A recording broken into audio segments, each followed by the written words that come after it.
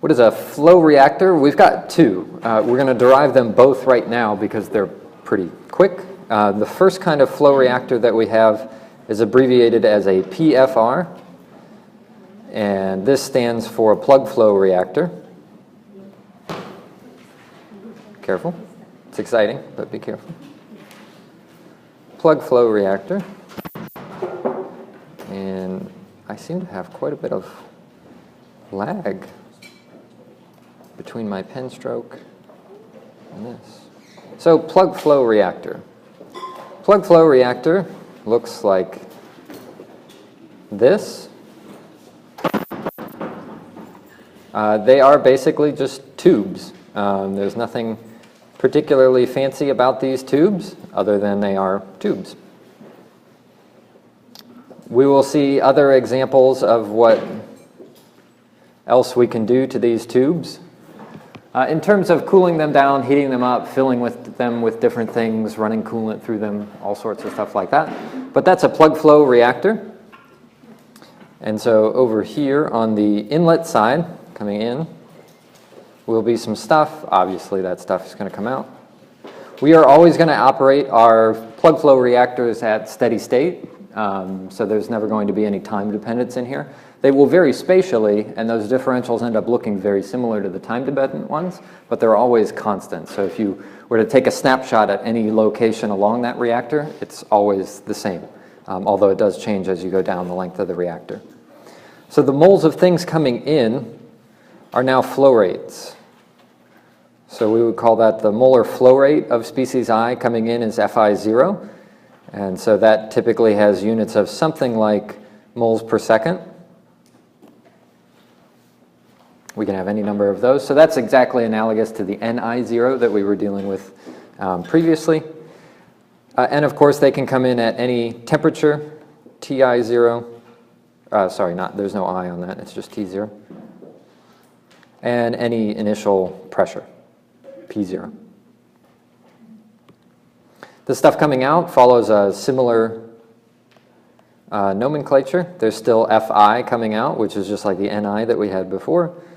There's some temperature and there's some pressure. So that terminology hasn't really changed too much compared to batch reactors, except for now the F's are there instead of N's, and those have units of time. In order to derive material balance for these, we use our friend the control volume. So we're going to take a tiny little slice of our reactor here.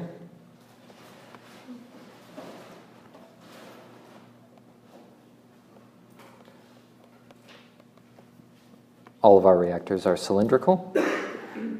And that reactor has some kind of size associated with it. And we will develop what that size is. But at this point, when the gas is entering over here, it has been exposed to some volume V. So it has traveled a volume V through our reactor. By the time it gets to the other side of this little tiny element here, it's gone through a volume of the same V that we had before, plus a delta V. That delta V is the mathematical delta V. Don't worry, it's not going to come up for more than about another 5 minutes. That's not the sum of stoichiometric coefficients. That's the math one, where we just take a very tiny step from one side to the other. And so we've got a flow rate coming in on this side of any species. So the flow rate of species I, the long bar means evaluated at point V, so after being exposed to a particular volume V.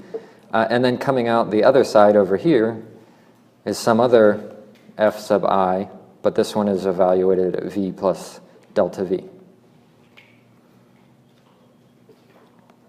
We set it up specifically like that so that we can write our material balance and we'll get a nice looking answer when we're all done. The material balance hasn't changed. Remember, it is at steady state, so we're still going to write accumulation is equal to in minus out plus generation minus consumption. Generation always gets lumped together. The amount coming in this particular case is, actually that ought to be yellow since I did that. However many moles of I we have evaluated at V, the amount coming out is moles of I evaluated at V plus delta V. And any generation, or not just generation, but any change that we have is the rate of either generation or consumption of species I times that tiny little volume element that we're dealing with right there. So we're just talking about what happens inside that control volume right now. We're not talking about the rest of the reactor. If we want to talk about the rest of the reactor, we can rearrange this. So if I put the Fi of both of those terms at V and V plus delta V over on the other side, and then divide by delta V, I will end up getting something that looks like an expression I think you have probably at least briefly seen in one of your math classes. I don't know which one. Probably, what's the first calc? Calc 20A? Something like that? Whatever that number happens to be. Divided by delta V is equal to Ri. If you then let that element of delta V get really, really tiny, so you take the limit of this expression as delta V goes to infinitely small, you end up with a differential equation, which is that the change in the molar flow rate of species I with respect to volume is equal to Ri. And that is the entire material balance. Specifically, this is a material balance on a PFR, so on plug flow reactors. And they are operating at steady state. And that looks pretty familiar, right? The other one that we saw previously was the one for batch reactors, which was that the moles of I with respect to time was equal to Ri. So this should indicate that the general approach of solving these problems has not changed at all. In fact, we're often going to find ourselves solving what appear to be exactly the same equations for a flow reactor as we did for a batch reactor. I don't know if you would call that an accident or not. It's a very nice consequence of the way that we set up our material balances. But that's about it. So if we were to use, for example, MATLAB to solve both of these, the equations that we would have had for this one would have had a variable that looks something like dn, for example, I don't know, a dt. We would have had those somewhere in ODE 4.5. These, the new ones, will have lines that look like dfi, or dfa, I should say. dt, sorry, v, is equal to something else. That's about the only change, is f versus n and v versus t. There's a couple other elements that will change ahead of that just because we're now dealing with flows and not moles. But other than that, the approach for the differentials themselves hasn't really changed very much. It does still need an initial condition. So just like our material balance for a batch reactor down there had some kind of an initial condition, usually of the form Ni at time 0 was whatever our initial amount was. We have a very similar one for this, which is that Fi at some volume initially is 0 is Fi 0. What does it mean to have a volume of initially 0? That means you have not been exposed to any volume of the reactor. It means you're at the front of the reactor. So it's the amount of gas or amount of liquid that is coming in through the reactor right up at the very front. So whatever the inlet conditions are, that's what we would call an initial condition here. There's no explicit time in this differential, the one that I have in yellow. We still call it an initial condition. You can call it an inlet condition if you want. We just sort of keep some of that terminology from the batch reactor. And that's it. So just like the multi-reaction stuff, when it comes time to introduce multi-reactions, we don't have to change that very much. We're just going to solve a bunch of those. We will see in a couple of minutes what this looks like. If we do happen to have a single reaction, we can write that in terms of conversion again. But if you're going to be in a multi-reaction system, you're pretty much back to solving this. So we won't have to change that very much. The other type of reactor, which we're not going to derive the entire expression all over again because it looks exactly like that, but we're at least going to illustrate it. The second type of reactor is called a PBR instead of a PFR. And a PBR stands for a packed bed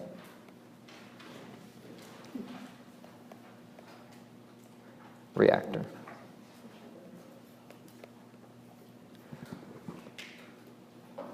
So initially it looks the same. It's a tube, something like that. You have to put your end caps properly on the tube or it will not function.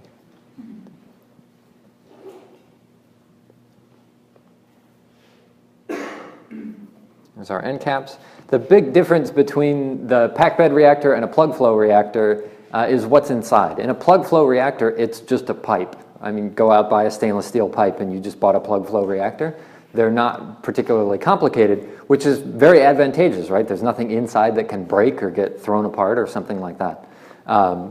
They're not used all that often because if something would react inside a plug flow reactor, it might react inside the pipe that was sending it to the plug flow reactor, unless it's very temperature dependent and you really need to heat the thing up. There are plenty of reactors that do something like that.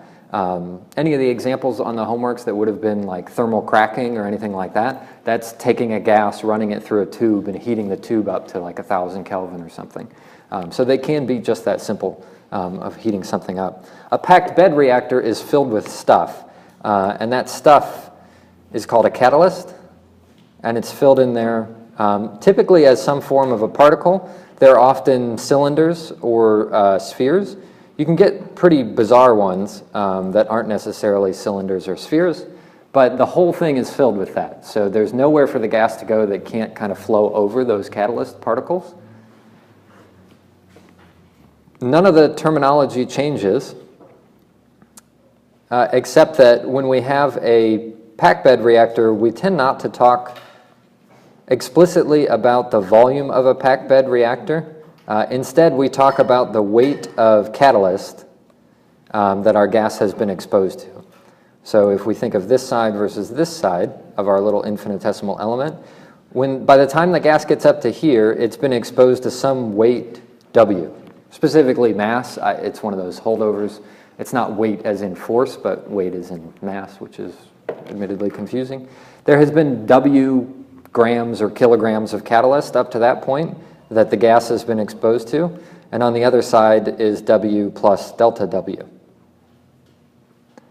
If you take all the same terminology that we had before, just a moment ago for the plug flow reactor, the only difference you'll get by the time you derive the new material balance is that the change in species I will now be with respect to W, and that will be equal to another rate, R sub I, but we often put a prime on there. So the reason for that is because W is the mass of catalyst,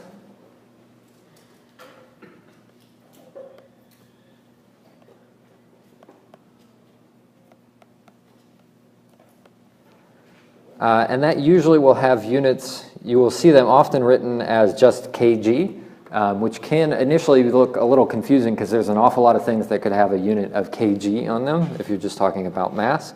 So you will also occasionally see this, at least in a lot of textbooks, as kg sub cat for kg of catalyst. And so the units that we have on this particular expression will look like F has units of moles per time and W has units of kg or kg cat. And so this will look like typically an amount per mass per time. And that's slightly different from the other one that we saw, right? If you looked at the plug flow reactors units, that was still moles or amount in general, amount per volume per time, which looks really similar to what the, not quite the same as the other one. Yeah, pretty close. Yeah, not bad. I think I left off a V on that previous one, I must have. Here? I was just internally going over those units and they weren't working. I forgot a V on that one. That one in the yellow is fine. I just forgot the V on the other one. At any rate, those units have to work out, and so frequently you will see that Ri with a prime on it. The prime just means we're talking about weight of catalyst. You can go back and forth between the two. There is an easy conversion if you ever do need to go back and forth between the two. So the weight of catalyst that you have at any particular location, or the total weight of catalyst inside the entire bed, is equal to the density of the bed times the volume of the bed. And that V is the same V that you would have seen before. The density of the bed that's in there is something we'll have to talk about a little bit more. I think we talk about it on Monday. But at any rate, you can go back and forth between these equations. You can convert any set of equations for a PBR and turn them into a PFR if you know what the density of the bed is. They're interchangeable. Yeah?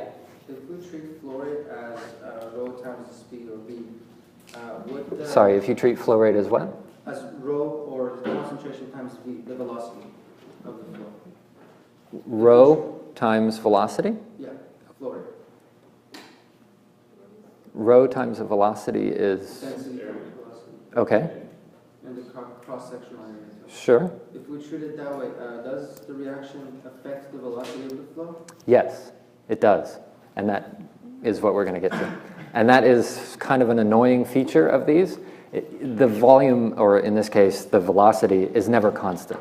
So we had some elements in the batch reactors where we could kind of, make some good assumptions, or we had some convenient stoichiometry where even with gases we could assume that volume was constant. We really never get that assumption here, and we're going to have to deal with it. Yeah. All the V's used today so far are volume, right? Yes, all of these V's are volume, not velocity. So have I been sloppy? I was supposed to be putting caps on everything. So that's why that V up there has a cap on it, on the top. I got most of these. Those are a little bit tiny now. They look like upside down deltas. At any rate, yes, every V that you've written today for this lecture has been volume V. There's one. No, that's fine. And so those become our two material balances, whether you want to deal with a packed bed reactor or a plug flow reactor. It doesn't really matter. The form is the same here, and the conversion between the two, if you ever need to go back and forth between the two, is up here. Why do I ever need to go back and forth between the two? Sometimes you'll get some kinetics that are based on per kilogram of catalyst. Other features of the reactor will be per volume of bed, and so sometimes you'll need to do something like that. I believe some of your projects will force you to go back and forth, but not like force you. You just check the units, and if the units are off, you introduce that row bed, and now the units match. You also need an initial condition for this, but the initial condition is the same as for the previous case. Now it's Fi having been exposed to no mass of catalyst, i.e. at the beginning of the reactor, is Fi 0.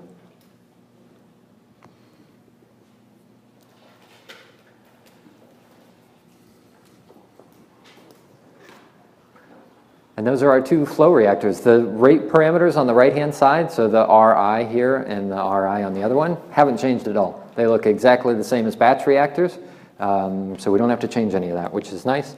The only minor change is that prime, and that's just a change in units. It doesn't change anything about the approach. It doesn't change any of the Arrhenius expressions, any of the equilibrium expressions. Nothing like that has changed. Only really the interpretation of the left-hand side of that differential has changed.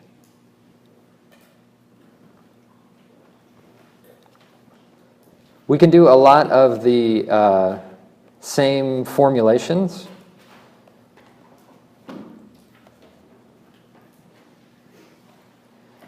for single reactions. So the previous versions that we had just given a minute ago, those are good for any number of reactions, including one reaction, if you happen to have one reaction. If you happen to have a single reaction, the definition of conversion hasn't changed, so we can use the same definition of conversion. And in those cases, what you can end up having is take the dF specifically of species A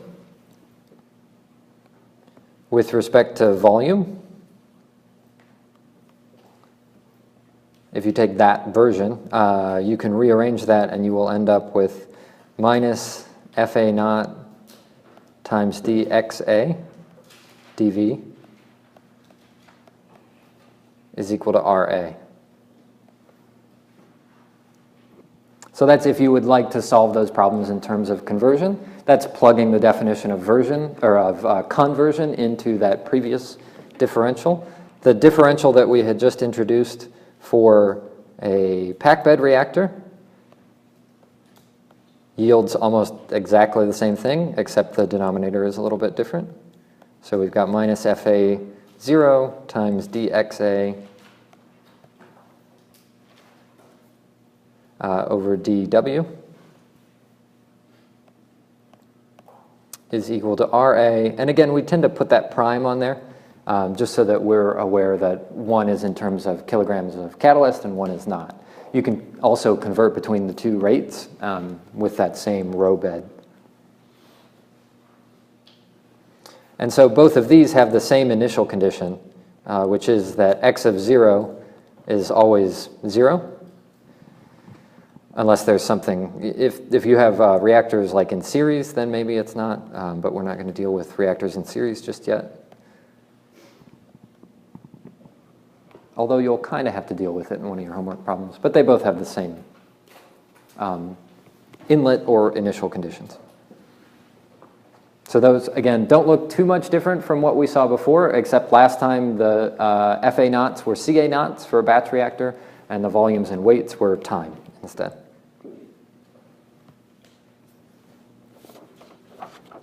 There are a couple of elements of terminology that we have to do that really don't do anything other than give us a way to define the size of the reactor in kind of a clever way.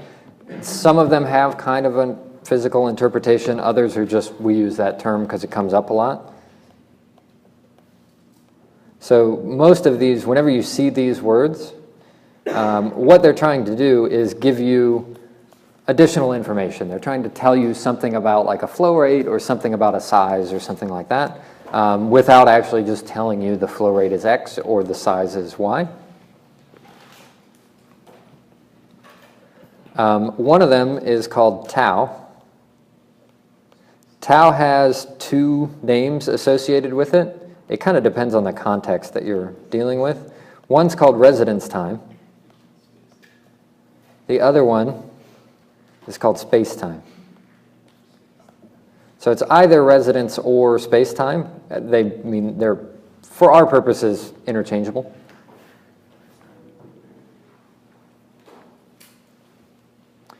And this is defined in a particular way. It's defined as the volume of whatever you've got, like a reactor, something like that, total volume of your reactor, divided by the inlet volumetric flow rate. So we have to now define the inlet volumetric flow rate. Ever so conveniently, because we like capital K's and lowercase k's, we also have capital V's and lowercase v's. That is supposed to be a lowercase v, and specifically it's the inlet one. So again, I'm going to try to, just like my capital K's and lowercase k's, I'm going to put caps, these little doohickeys here. Those are called serifs. If anybody is a person who likes typography, those little caps are called serifs. Those will be my volume indicator. So if I ever don't put the caps on there, it should be a volumetric flow rate. If I do, or sorry, volumetric flow rate. If I don't put the caps, if I don't put the caps, it's volumetric flow rate, little v0. So the little v here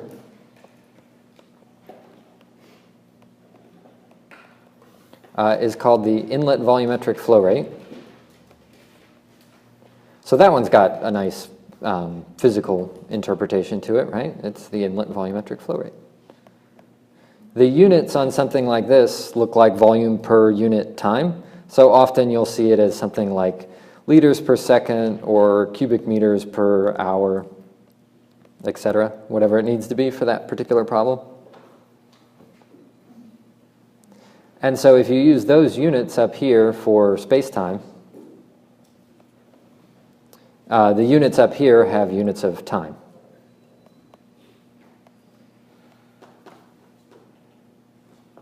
Residence time has kind of a physical interpretation. It's how long, on average, does a chunk of fluid stay inside your reactor.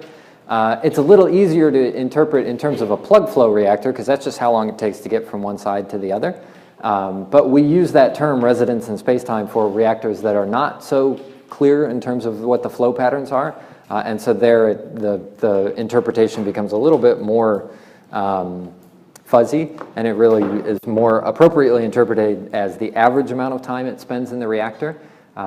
For our reactors, it's just, for now, how long does it take to get through there? And so consequently, I could give you, for example, any combination, any two of either tau, v, and v naught, and you'd have to figure out the other one. So it's another way for us to tell us something about either v0 or v. Typically, we don't find ourselves just, if I give you v and v0, you don't generally just calculate tau for the fun of it. It's usually something else that is there as an extra piece of information. So those are two of the terms. We're going to come back to that inlet volumetric flow rate in a moment in more detail. And then we've got two other ones that are similar. We had space time. We also have what's called space velocity. I don't know who came up with that term. It's a nice one, though. I like it. And we have two kinds of space velocity. I guess you could have even more than that if you wanted to. The first is called GHSV. So the SV being space velocity, and the GH, what's a good way to do that? Like this. The G stands for gas, and the H stands for hourly. The gas hourly space velocity. What is the gas hourly space velocity? It's another way for us to tell you what's the inlet volumetric flow rate. Ever so neatly, this is just the inverse of the space-time. So this is the inlet volumetric flow rate divided by the total volume. So that's literally 1 over tau for the previous one. So this one was capital V over little v0. This one is little v0 over capital V. It's just the inverse of what we had already seen before, with one caveat. If the word gas wasn't a giveaway, we have a slightly different one for liquid. The reason for that is because whenever we evaluate the inlet volumetric flow rate, it's for a gas, and that can change its properties quite a bit depending on temperature and pressure. And so we always evaluate this one at standard temperature and pressure. So 1 bar, 25 C, that sort of stuff. And the units for this are 1 over the units of the other one. So these have units of inverse time. Again, gas hourly space velocity, it's another way to say what's the inlet volumetric flow rate. And that's about, again, the only time that it comes up is if somebody's trying to be clever with you and they don't want to tell you what the inlet volumetric flow rate is. They'll tell you what the gas hourly space velocity is. The other one is the LHSV. And the LHSV is very similar. In fact, I'm not going to redefine everything. The L just stands for liquid. So it's a liquid hourly space velocity, and it's got exactly the same definition, except now we don't generally have to specify what the inlet volumetric flow rate is in terms of temperature and pressure, because liquids are basically incompressible.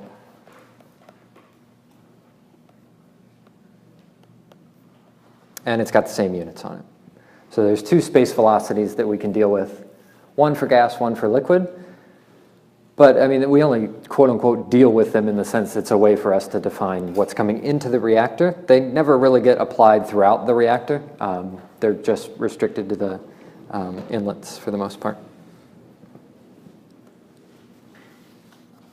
Can't say that they come up a ton.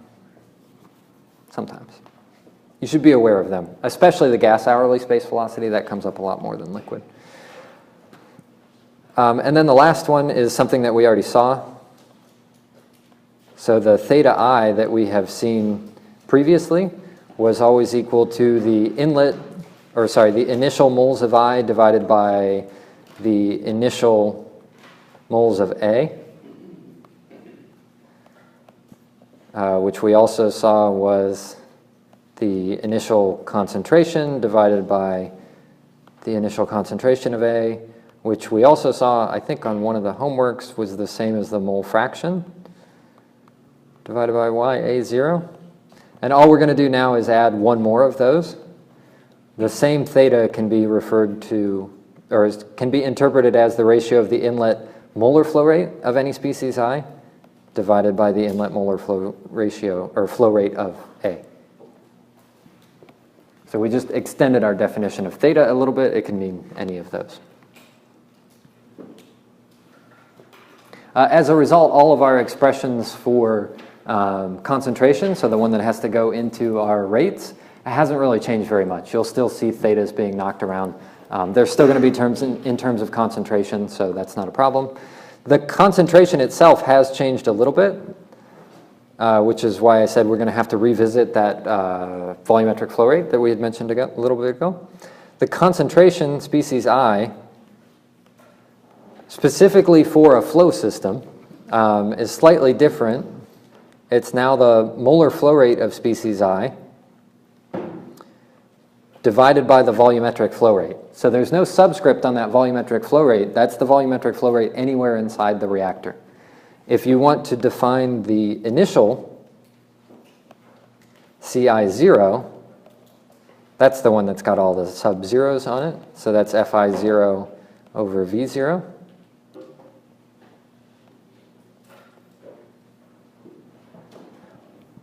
Both of these have units that are unchanged. And so they still look like amount per volume.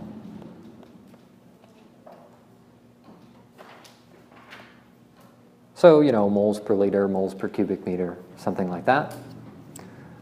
But slightly different from what we saw before. What we had seen before for each one of these was more like the moles of I divided by the total volume.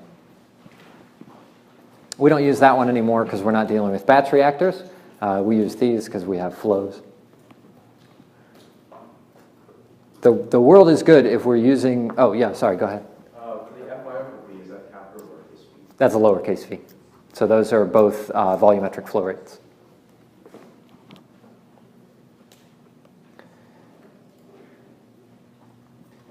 These two, this one and that one, are the same if you have a liquid.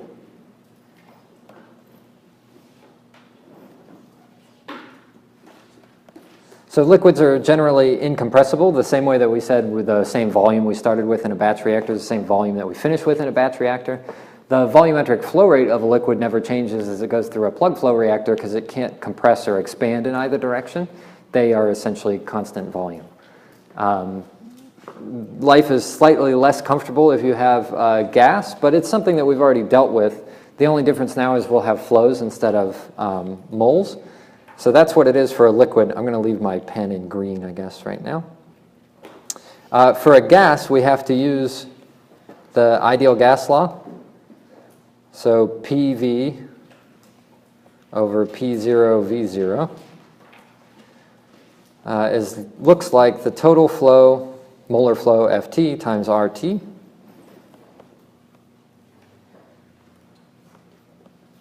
over FT0 RT0.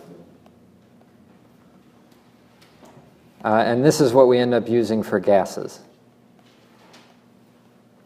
The problem with this is you can certainly define a plug flow reactor as having constant volume. That's not difficult to do, it's just a tube. The problem that we're dealing with here is we don't have a volume term over there, we have a volumetric flow rate. And so if you picture that little chunk of the tube that I had drawn before,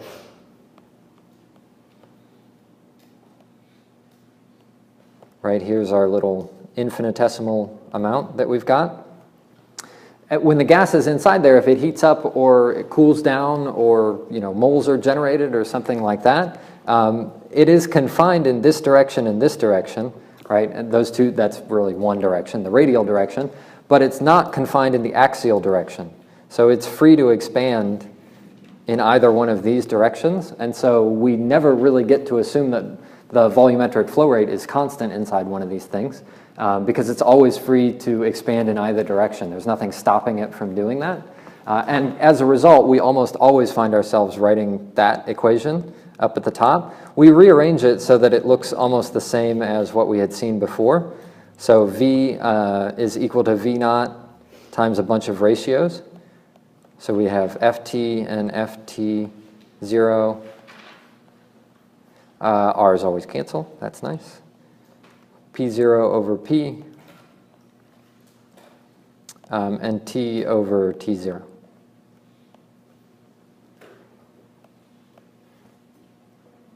That's the general form.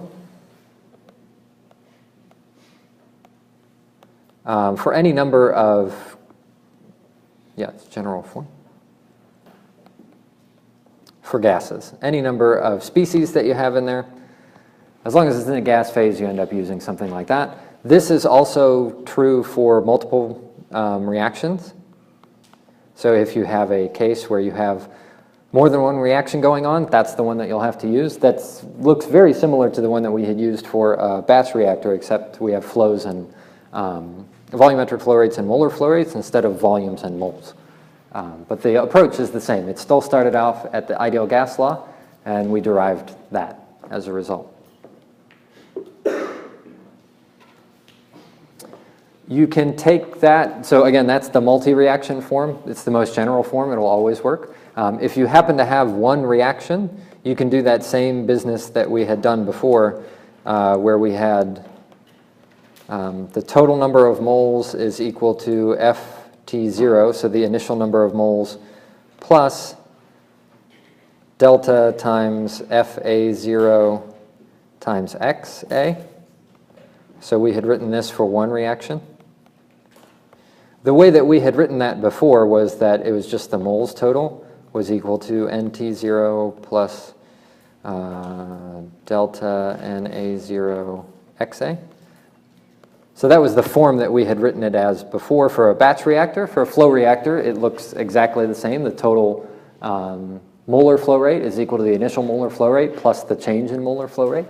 That part hasn't changed. You can now take that and value of FT and substitute it back into the previous expression and get that very similar and I think bulkier and less easy to use version of V naught, or sorry, V, where you've got V is equal to V naught plus, or times 1 plus YA naught times delta times XA times those other two, the P0 over P and T over T0.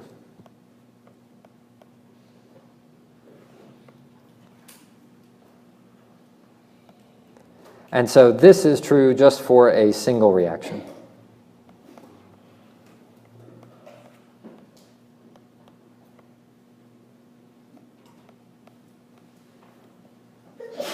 But it's the same form as what we just saw a minute ago. So that expression is the same as this one down here.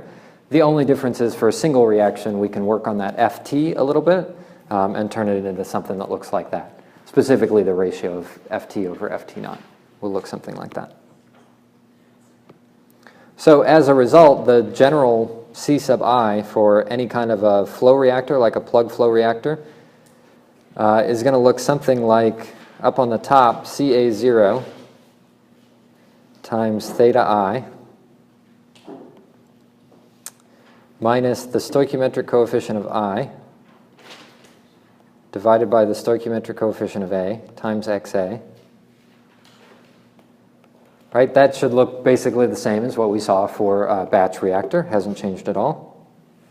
But it will almost always be divided by that big term. 1 plus YA naught delta XA times our two other terms, the P0 over P and T over T0. So that's the term that you'll end up carrying around an awful lot in plug flow reactors or packed bed reactors because we can never escape the basically non-constant volumetric flow rate. It's always free to expand in either direction. So while the mass flow rate through the entire thing is always constant because of conservation of mass, the volumetric flow rate through the whole thing can be either accelerating or decelerating. It just depends entirely on what's happening in the denominator down there. So that form is pretty much what we're stuck with the majority of the time. If you don't like that form, for example, if you have multiple reactions, you have to go backwards a step and put that form back inside there.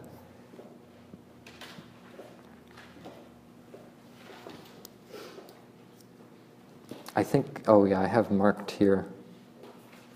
If you want to see various iterations of this in your book, you can see table 3-5. I believe 3.5 is a summary of all of this. They use you'll see a plus sign in their numerator. That's just because they assume that the stoichiometric coefficient of A is -1 all the time. Otherwise, it's the same thing.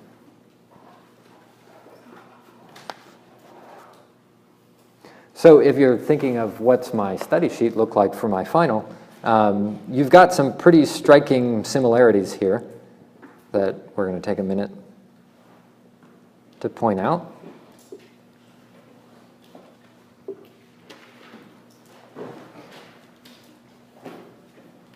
So if you have a system of one reaction versus a system of more than one reaction, we previously had just a batch reactor.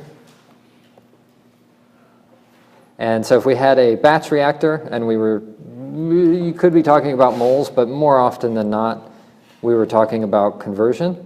And so we would have something like dxa dt would be equal to minus RA, generally divided by CA naught. There were some variations on that, right? We saw it got a little more complicated if volume wasn't constant. If we had more than one reaction, we saw that dNi dt is equal to Ri times V. If we now have a plug flow reactor,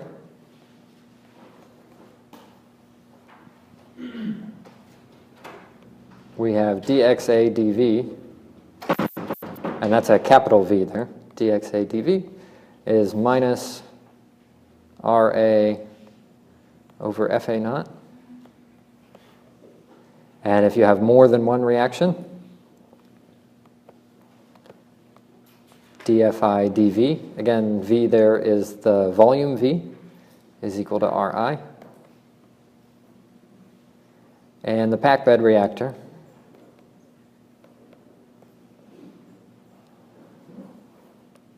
dxa dW minus Ra prime over, Fa naught for a single reaction, and then for multiple reactions, all of that except over dV instead. Or sorry, dW. This is packed bed is equal to Ri prime. So things have kind of changed a lot, but also not changed very much. The differentials that we're solving still look essentially the same. The only thing that has changed is we don't really deal with time now. We deal with either volume along the distance of a reactor or weight, as in weight of catalyst, mass of catalyst, something like that. And those are about as complicated as the material balances will get. All the complication comes in the same places where it did in the batch reactors, which is mostly inside that rate. Right? How do I get my rate constant K, and how do I get, if I need it, an equilibrium constant K, capital K, as well as all of my concentrations. But the things that those are being pushed into haven't changed a ton, and in fact, none of that rate or equilibrium stuff has changed at all. That is exactly the same as it was previously, which is why we're not going to spend any more time on material balances. We'll keep looking at other things that have to do with plug flow and packed bed reactors on Monday. And then we have an exam on Wednesday. Keep in mind the exam on Wednesday covers none of this, only up until like, what, a Friday and a half ago, something like that, prior to the multi-reaction stuff. Enjoy your weekend.